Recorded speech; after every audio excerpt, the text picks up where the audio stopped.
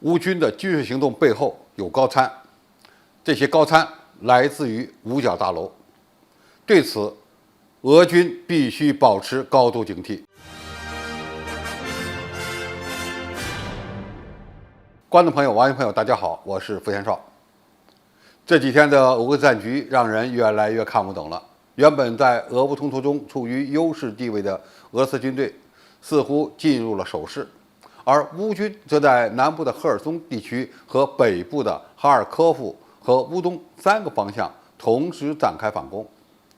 据统计，乌军在最近的10几天内收复的领土超过了1000平方公里。在俄乌两军处于焦灼状态下，这是一个令人震惊的数字。乌军在赫尔松的反攻以摧毁俄军的后勤补给线为主要特点，而乌军在哈尔科夫地区的反攻也相对比较顺利。有消息称其突击的距离长达50公里，而俄军的抵抗呢，看上去并不激烈。随后，乌军攻克了巴拉克利亚，这将直接威胁到通往伊久姆的俄罗斯军事基地的交通线。这样的一个局面让俄罗斯非常揪心。俄罗斯军队最近这段时间看上去打得相当水。有消息称，巴拉克利亚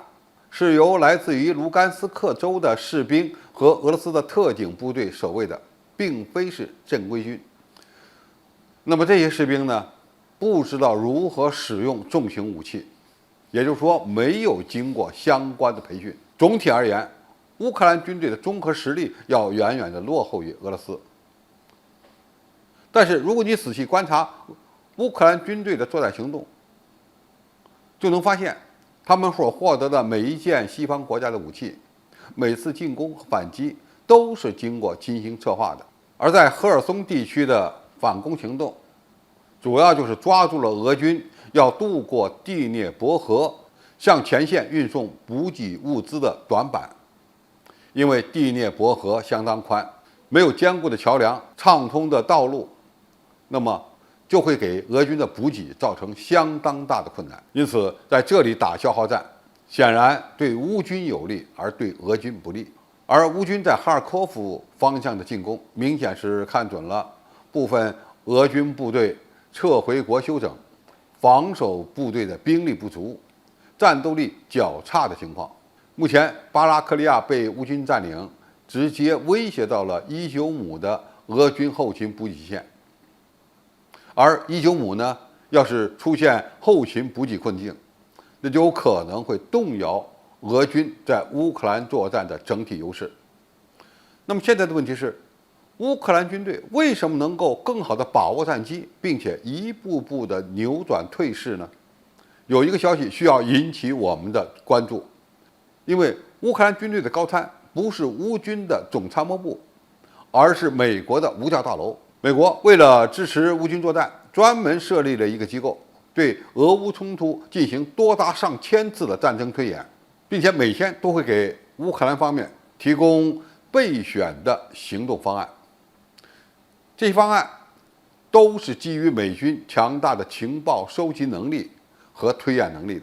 美军的这些高参还针对俄乌双方的优劣势，并且利用他们局外人保持清醒的特点，从而推算出了乌军大部分作战行动的可行性。所以，乌军除了在俄乌冲突的早期和中期比较被动以外，后面有几个月的时间呢，每一步走的都比较到位。而美国向乌克兰所提供的那些武器装备，比如海马斯、AGM-88、鱼叉反舰导弹，每一种武器都瞄准了俄军的软肋。乌军很可能是听取了五角大楼所提供的作战方案和参谋意见，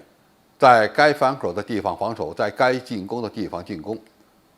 正在一步步地蚕食俄军的战略技术优势。如果这样的局势发展下去，